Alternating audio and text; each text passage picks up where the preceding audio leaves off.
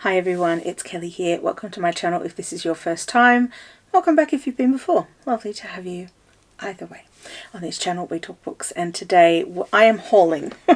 I have a big haul from the month of May of books that have come into my life through love and serendipity and adventures. There's quite a few, so let's get straight into it because otherwise we're going to be here all day. So I'm going to start with some books that were gifted to me for Mother's Day. Do I have human children? No. Do I have cats? Yes, I do.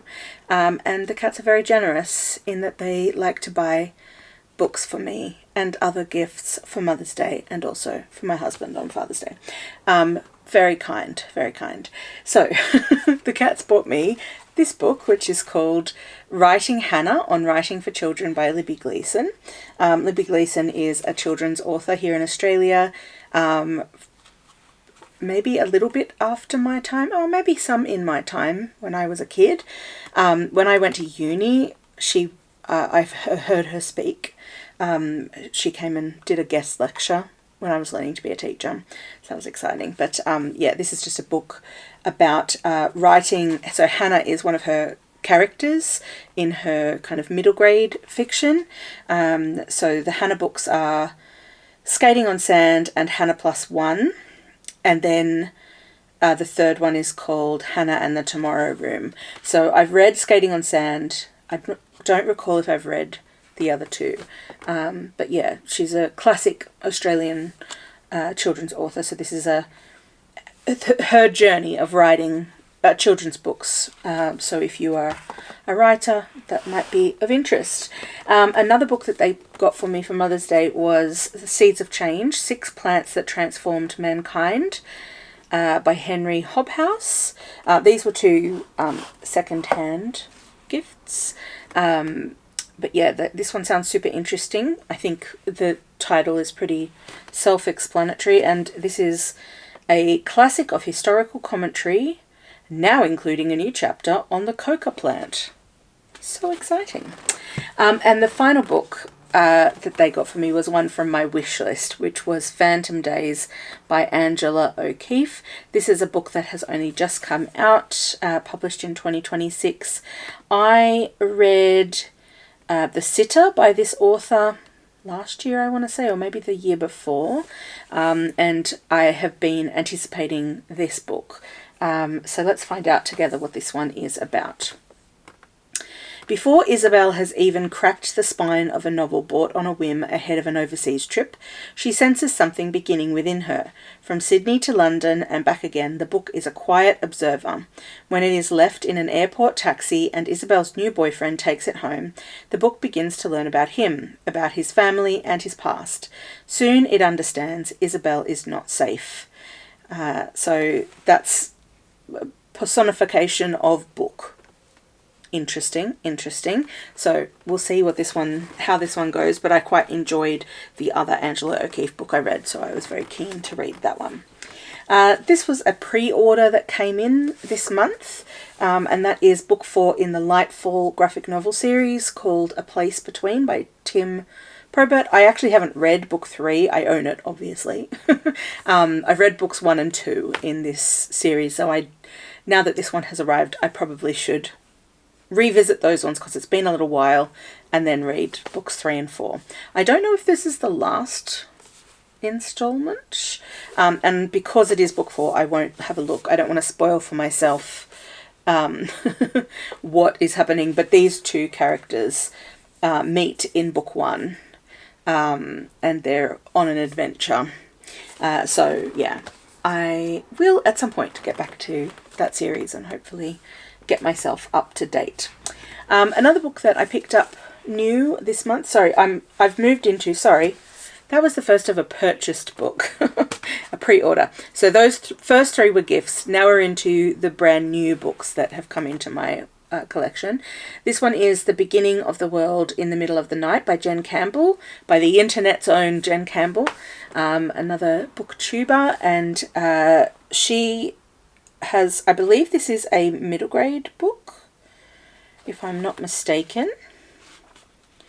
No, I I'm not 100% sure on this one. Does it specifically say? Okay.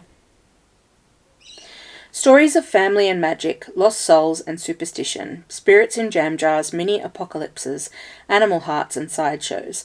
Mermaids are on display at the local aquarium. A girl runs a coffin hotel on a remote island, and a couple are rewriting the history of the world in the middle of the night. That doesn't really tell us what this is about, but maybe they're short stories. I think they might be short stories because there's a contents page with a list of these. So I think this might be a short story collection. But I do not know who the intended audience is. In my head, I was like, this is a middle grade book. If you know, please let me know. Excited to have that one now.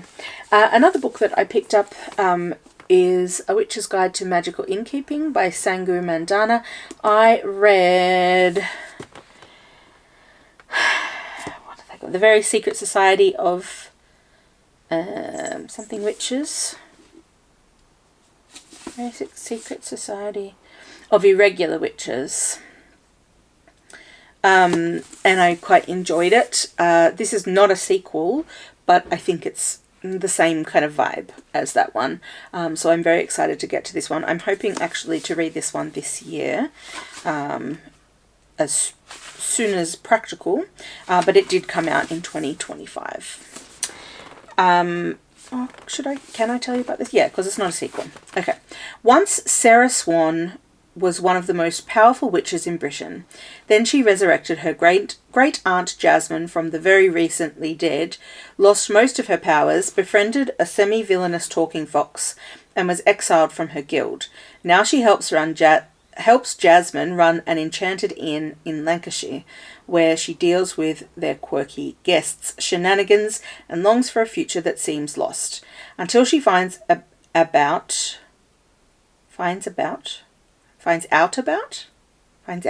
I think they meant to say, an old spell that could restore her power. Enter Luke Larson, handsome magical historian who might have the key to unlocking the spell's secrets. Luke has no interest in the inn's madcap goings-on, and is even less interested in letting a certain bewitching innkeeper past his walls, so no one is more surprised than he is when he agrees to help. Running an inn, reclaiming lost power, and staying one step ahead of the watchful guild is a lot for anyone, but Sarah is about to discover she doesn't have to do it alone. She doesn't have to do alone. There's 2 typos in this summary, which does not bode well. And that love might be the best magic of all. I hope that there are not typos in this book, because that's going to drive me bonkers. But anyway, very excited about that one. Then we have The Witch by Marie. I'm going to just hold up the book so you can see their surname, because I am not even going to attempt that. I have no idea. This is a book that is shortlisted for the International Booker Prize, which at the time of... No, it has been announced, so it didn't win, but this one was on the shortlist. And it says, in a small French town, a mediocre witch trapped in a cruel marriage cries watery tears of blood as she passes on her gifts to her twin daughters. They must soon make a choice: stay close to the nest and the mother who nourished them, or soar away from the dead-end claustrophobia their selfish father has imposed. Dreamlike and unsettling, The Witch captures the terror and precarity of motherhood and marriage, and the realization that your progeny are more dangerous to the world and to your heart, and freer than you ever could have imagined. It sounds really interesting, but I've heard mixed things. Not everybody got along with this one, so we'll see how I go with it. Another one that I picked up. So this one actually, I went to a favourite bookstore of mine, Berkeley Books in Leichhardt, was quote-unquote closing down. Subsequently, we've discovered they're just moving to another location in Leichhardt. I'm not happy about it. Anyway, I was trying to be supportive, so I went and I bought these next 2 books, which were ones that were on my wish list, but I perhaps would not have pushed to buy if I had not thought that the shop was closing down and I was trying to be supportive. Anyway, I'm a little bit salty about it. I'm sure you can hear in my voice. Anyhow, so this is Life Drawing by Emily. Again, I'm not sure how to pronounce this surname, so I'm just going to hold it up to the screen for you. This is a book, I believe, that only just came out this year. Yes, it was published in 2026 by an Australian author. Winner of the Queensland Literary Awards. Congratulations. Sorry, there's a little bit of fluff attached to my lip for some reason.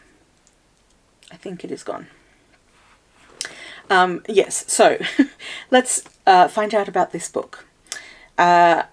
Maisie and Charlie meet at a life drawing session as undergraduates. She is the model, he's an artist. Their immediate connection carries them across 2 decades as they navigate the slippery dynamics of friendship, estrangement, and family. Maisie's story is every woman's, and the author's bold debut interrogates the collision of art and gaze, desire and consent, muse and meaning. This is a love story. At its core, a woman's body, seen, touched, loved, hated, commodified and reclaimed. Life Drawing is an award-winning and unflinching novel for our times. So it sounds really fascinating, so I am excited to have that one in my collection, but the circumstances of the purchase I'm a little salty about. And this was another one that I purchased on that same trip.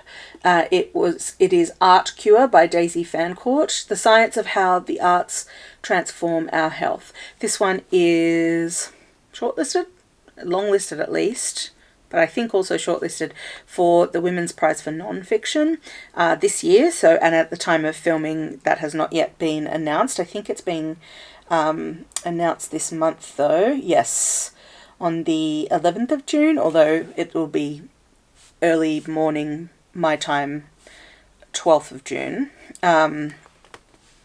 So, yeah, that's when the winner will be announced. So this could be the winner. And at the time you're watching this, you'll be able to find that out because this video won't go live until after that gets announced. So you'll just have to wait and see. Well, you won't. You can just look it up. I have to wait and see. But anyway, this is a non-fiction book, as you would imagine, given that it's on the non-fiction list. Many of us consider making and consuming art to be a hobby or even a luxury. But what if arts engagement, from classical music to salsa, poetry to pop concerts, galleries to graffiti, was in fact one of our most powerful tools for unlocking health and happiness? What if the arts could help you live longer and even save your life? In Art Cure, Professor Daisy Fancourt reveals the life-changing power of the arts. Songs support the architectural development of children's brains. Creative hobbies help our brains to stay resilient against dementia. Visual art and music act just like drugs to reduce depression, stress, and pain. Dance builds new neural pathways for people with brain injuries. Going to live music events, museums, exhibitions, and the theatre decreases our risk of future loneliness and frailty. In her work as Professor of Psychobiology and Epidemiology at University College London, Fancourt has seen how engaging in the arts improves the functioning of every major organ system in the body.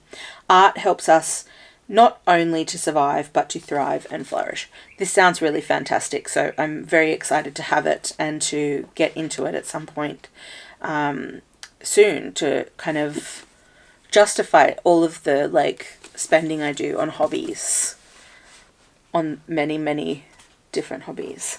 Okay, the next non-fiction book that I picked up is Eleanor, A 200-Mile Walk in Search of England's Lost Queen by Alice Loxton.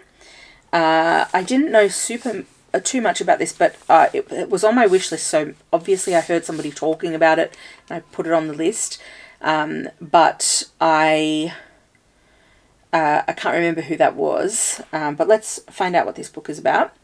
Anyway, it was on sale, so I picked it up on sale. In 1290, England mourned the death of its queen, Eleanor of Castile, beloved wife of Edward I, the infamous warrior king. Her body was carried on a 200-mile journey across England, a solemn procession that would be immortalised in stone. To mark the places where her funeral cortege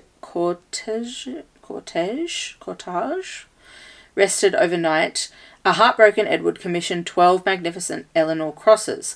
More than 7 centuries later, Alice Loxton set herself an epic and grueling challenge to walk the entire funeral route from Lincoln to London, following in history's footsteps. Armed with a hearty supply of snacks and some brand new walking boots, she embarked on her pilgrimage, traversing ancient paths and suburban sprawl to piece together the life of this forgotten trailblazing queen.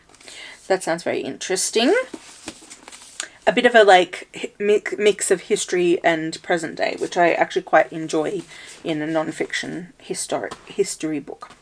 And the last of the new books is one that I picked up on a recent trip. I went to the Blue Mountains. Shout out to my friends that I met up with there. But we, as part of our gathering, we went to a couple of bookstores. This one was from Megalong Books. We were in Lura. So I picked up at Lura a poetry collection called Lemons in the Chicken Wire by Alison Whittaker. I recently saw, so this is was published by Magical Books, and this is where I heard about this book. Somebody started work there, a new person on staff, and in the video, maybe on Instagram or TikTok or something, they asked this person what was their favorite book that has been published by Magabala Books, and this person mentioned this book, which I had never heard of at the time, but this author, Alison Whittaker, I believe is an Aboriginal poet. Yes, it is. So, I mean, poetry collection, I can't really tell you, there's not much to say other than it's a collection of poems. But yeah, she's an Aboriginal Australian poet that I had not heard of before. So yeah, anyway, given that this is that person's very favourite book that these people have ever published, I was like, that sounds interesting, put it on my wish list. And then I found it in the wild at Megalong Books in Lura, so I was very excited to get that. And that was my support for an independent bookstore on the day. So moving into the second-hand portion of this collection of books that I picked up, and that on that same trip we went to a newish bookstore called Roundabout Books, I think it is, in Lura, and so Lura's in the Blue Mountains part of New South Wales. It was a very nice day out, but yeah, I picked up 3 books at this place, and 2 of them, actually all of them, I'm very excited about. So continuing with the poetry theme, I picked up a poetry collection by Jennifer Maiden called The Fox Petition. The reason I'm super excited about this is that I'm currently reading a collection of poems, which is like a sort of an anthology of poems, and of Australian, so it was a 2008 anthology of women's poetry in Australia, and that is where I came across Jennifer Maiden, and I had tabbed a couple of her poems that were in this anthology, and then I was like, you know what, I'm really enjoying this poetry, let me just see if she has any collections, individual collections, and I discovered that she did, and a lot of her earlier stuff was published by Giramondo Poetry, but Giramondo, the poetry part of Giramondo Publishers, but is not currently available. So I was a bit disappointed, because I was like, I don't know how easy it's going to be for me to get a poetry collection by this poet. And then I go to this store, literally within a week of looking this up, and I find a poetry collection. I was blown away. Anyway, very exciting. So yeah, I'm very much looking forward to reading through that one. Another one I'm super excited about is this one, Tenderfoot by Toni Jordan. The reason I'm very excited about this one is that it is a book I had already borrowed from the library because it was longlisted for the Miles Franklin Literary Award, which I don't know if I'm going to read every single book from the list, but I'm going to try and see how I go. But yeah, because in some years in the Miles Franklin, I get a little bit like, there's things included in the list that are really not my cup of tea. Anyway, this is like a new book, and I found a second-hand copy of it. I was like, what are the chances? Like, and yeah, I was very, very excited when I found this one. So yeah, let me tell you a little bit about it. Brisbane, 1975. Andy Tanner's world is small but whole. Her mum is complicated, but she adores her dad and the kennel of racing greyhounds that live under their house. Andy is a serious girl with plans. Finish school with her friends, then apprentice to her father until she can become a greyhound trainer with dogs of her very own. But real life rarely goes to plan, and the world is bigger and more complex than Andy could imagine. When she loses everything she cares about, her family, her friends, the dogs, it's up to Andy to reclaim her future. She will need all her wits to survive this new reality of secrets and half-truths, addictions, and crime. So, yeah, this is imminently on my TBR, so hopefully I'll get to that one very soon and be able to wrap it up for you in my June wrap-up. And then the other one that I found at this secondhand store was a little penguin classic by Colette, The Rainy Moon and Other Stories. So this is a short story collection. Basically, anytime I see a Colette book, I pick it up. And I have quite a collection of Colette now. So, yeah, this is 11 stories written between 1937 and 1945, which have a variety of settings, characters, and themes. With her instinctive genius for evoking the physical presence of people and places, Colette peels aside the layers of French society in all its aspects to reveal the depths of passion and sensuality that smoulder at the heart of human relationships. Together, these stories represent Colette at her most brilliant and subtle best. So, I didn't already have this one, so yeah, excited to have that one and add it to my Colette shelf, which I do have a Colette shelf. Another classic, so this is other secondhand shopping adventures now that we move on to. But this one is Flood by Hilary Mantel. So Hilary Mantel, I think, is probably most famous for her Cromwell trilogy. Bring Up the Bodies is one of Wolf Hall, I think, is the first one. That series of books, but this is a much smaller, not as much of a tome as those ones are. But this one is... Oh, is there a summary? There is not. Can't even tell you about this one.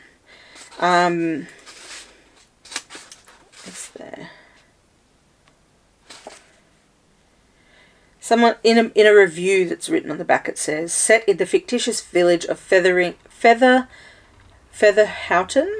buried in the northern moorland, Mantel's cleverly absorbing novel centres on the sheltered community's relationship with the church, which bears some but not much resemblance to the Roman Catholic Church in the real world, circa 1956. That's from Time Out review. So yeah, this is Flood. I can't tell you any more about that, but I picked it up. Another classic that I picked up is a Georgette Heyer, Detection Unlimited. This is part of a series of books about Detective Hannasyde and somebody else. I've read one book from this series, which is sometimes called Envious Casca, but was republished as something to do with Christmas, like a Christmas mystery, I think they repackaged it as. And that is part of that series. This is actually the final book in the series, and it was the one that I needed because I had all the other ones, but I didn't have this one. So I was very excited to find this one secondhand, and it only cost me $3, which... bargain. But because this is book 7 in the series, basically these are just like historic mysteries, and I really enjoyed Georgette Heyer's writing. Okay, the next one is called Bonjour Tristesse, and also A Certain Smile by Francois Sagan. This is the Penguin Modern Classics series, and this is one that I had on my wish list, so I was very excited to find this one as a secondhand copy, because I was intending to buy it new for $5, so bargain. So this book was published when the author was only 18. So the Bonjour Tristesse part of it anyway tells the story of Cecile, who leads a carefree life with her widowed father and his young mistresses until one hot summer on the Riviera he decides to remarry, with devastating consequences. So that's that story. And then in A Certain Smile, Dominique, a young woman bored with her lover, begins an encounter with an older man that unfolds in unexpected and troubling ways. These stylish, shimmering and amoral tales had explicit sexual scenes removed for English publication in the 1950s. Now these fresh and accurate new translations present the uncensored text of Sagan's masterpieces in full for the first time. Let me see who translated these, because it is not on the cover, which I don't appreciate. Translated and with notes by Heather Lloyd, and with an introduction by Rachel Cusk. So that's that one. I picked up a copy of A Ghost in the Throat by this author, whose name I'm not even going to attempt to pronounce. But yeah, I had heard about this one, and then it wasn't on my wish list per se, but I had heard about it. And then when I picked it up in the store, I was like, let me just see. And I sort of read the first, or a little excerpt of it, and was like, yeah, I enjoy the style of the writing. So I decided to pick it up. But basically, again, there's no summary. Oh, no, I was like, there's no summary. There is. Don't panic, Kelly. There is a summary. 1773, Cork. A man is ambushed and shot dead. On discovering her husband's murder, an Irish noblewoman drinks handfuls of his blood and composes an extraordinary poem. I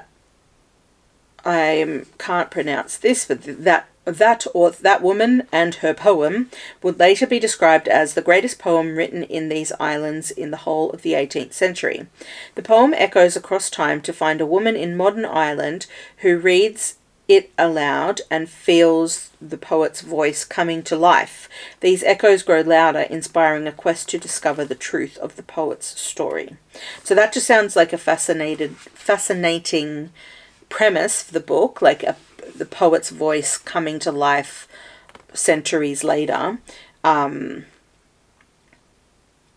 then, yeah, kind of mixing that in with a modern person. So that just sounded really interesting to me, and I enjoyed the style. I was very excited to find a copy of Flesh by David Saleh. This one won the Booker Prize last year. So yeah, I was happy to find a copy of it, because I will at some point read it.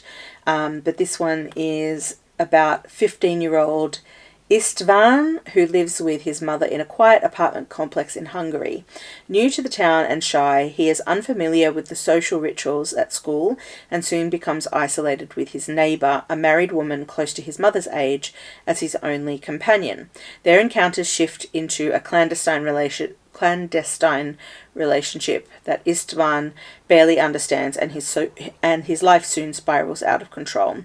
As the years pass, he is carried gradually upwards on the 21st century's tides of money and power, moving from the army to the company of London's super-rich, with his own competing impulses for love, intimacy, status and wealth winning him unimaginable riches until they threaten to undo him completely. So yeah, I'm just literally on the strength of it winning the Booker Prize is why I picked it up, but I was pleased to find a secondhand copy. Another one that I picked up is this one, All the Little Bird Hearts by Victoria Lloyd Barlow. This was longlisted for the Booker Prize in 2023 and has been on my wish list ever since then. So yeah, I was excited to find a secondhand copy. So this is about Sunday Forrester, who lives with her 16-year-old daughter Dolly in the house she grew up in. She does things more carefully than most people. On quiet days, she must eat only white foods. Her etiquette handbook guides her through confusing social situations, and to escape, she turns to her treasury of Sicilian folklore. The one thing very much out of her control is Dolly, her clever, headstrong daughter, now on the cusp of leaving home. Into this carefully ordered world step Vita and Rollo, a couple who move in next door, disarm Sunday with their charm, and proceed to deliciously break just about every rule in Sunday's book. Soon they are in and out of each other's homes, and Sunday feels loved and accepted like never before. But beneath Vita and Rollo's polish lies something else, something darker. For Sunday has precisely what Vita has always wanted for herself, a daughter of her own. So that one just sounds really fascinating, so I'm excited to have that one. Then we've got some non-fiction that I picked up secondhand as well. We have In the Dream House by Carmen Maria Machado. I have read Her Body and Other Parties by this author and really liked it. So yeah, this says...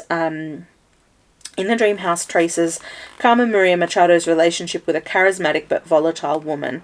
Struggling to make sense of her harrowing experience, each chapter uses a different narrative lens as she holds events up to the light and examines them from different angles. She casts a critical eye over legal proceedings, fairy tales, Disney villains, and more, infusing everything with her characteristic wit, playfulness, and openness.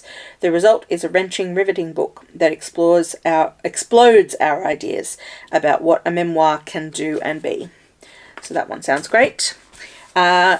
Shakespeare by Judi Dench was another one that I found this month. The Man Who Pays the Rent.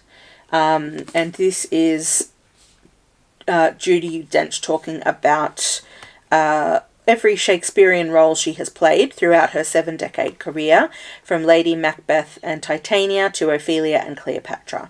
In a series of intimate conversations with actor and director Brendan O'Hay, she guides us through Shakespeare's plays with incisive clarity, revealing the secrets of her rehearsal process and inviting us to share in her triumphs, disasters, and backstage shenanigans. So that's going to be a fascinating read when I get to it. Then I picked up a couple of books by Helen Garner. So I have Everywhere I Look by Helen Garner, and this is every day I work on the edit of my book. I slog away shifting chunks of material and moving them back, eating my salad in a daze, wondering if the linking passages I've written are leading me up a garden path or a sentimental or violate some unarticulated moral and technical code I've signed up to and feel trapped in or obliged to. The sheer bloody labour of writing. No one but another writer understands it, the heaving about of great boulders into a stable arrangement so that you can bound up them and plant your little flag at the very top. So that doesn't really tell us what the book is about. Here we go. It's a collection of essays, diary entries and true stories spanning more than 15 years of the work of one of Australia's greatest writers. Helen Garner takes us from backstage at the ballet to the trial of a woman for infanticide, from the significance of moving house to the pleasure of rereading Pride and Prejudice. The collection includes her famous and controversial essay on the insults of age, her deeply moving tribute to her mother, and the story of her joy in discovering the ukulele. Everywhere I Look is a multifaceted, profound portrait of life. It glows with insight and wisdom. So that one should be good. And then I've got two of her diaries. So I don't have the first one, but I've got the second and third one. So this is One Day I'll Remember This, diaries 1987 to 1995, and then How to End a Story, diaries 1995 to 1998. So I'm missing the first one, but I'm hopeful that I'll be able to find a secondhand copy in these same hardback editions, because I can see I can get it in paperback. But yeah, so this is basically just her diaries, and I did read a little excerpt in the shop and was like, yeah, I'm getting those. I'm getting them. And then the very last one that I picked up is called Australian Notebooks by Betty Churcher.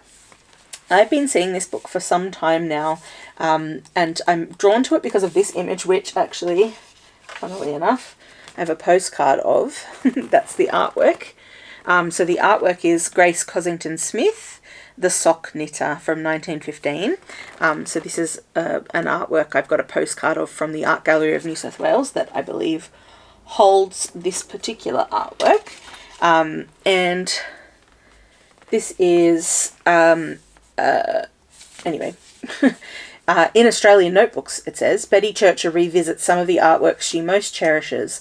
A seminal Picasso, early works of the Heidelberg School, a striking portrait by Lucian Freud, and invites us to look afresh at the treasures that can be found in Australian galleries, taking in the glorious work of Australian artists such as John Olsen, Arthur Boyd and Sidney Nolan, as well as masterpieces by Paul Cézanne, Henri Matisse and Giambattista Tiepolo. Through her own accomplished sketches, Betty draws out the particular charm and context of each piece. Interwoven with extraordinary stories, one canvas flew off the back of a truck on the Pacific Highway, another was imported from Imperial Russia, paid for with a briefcase full of cash. Betty's engaging insights bring the artwork to life with gorgeous full-colour reproductions. This is a book to turn to again and again for inspiration, solace and delight, a beautiful companion to Betty Churcher's best-selling notebooks.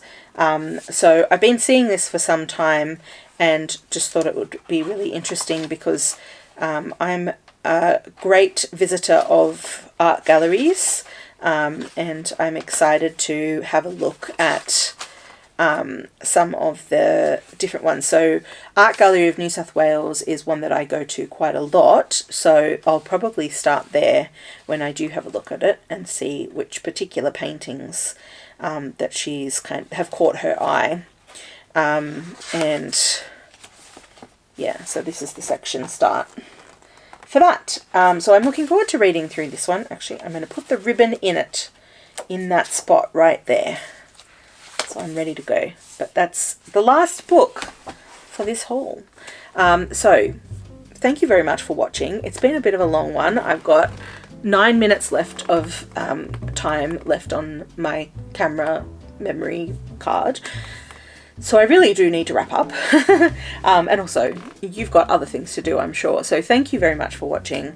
Let me know down in the comments if you have any recommendations from the books that if you've read any of the books that I've hauled today, and that you have thoughts that you want to share with me, please let me know down in the comments. Also, if there's anything in this stack that is also on your TBR, let me know. Because yeah, I'm always keen to chat with people about books that they're excited about and that I'm excited about. So thanks for watching, and I will catch you on the next one. Bye.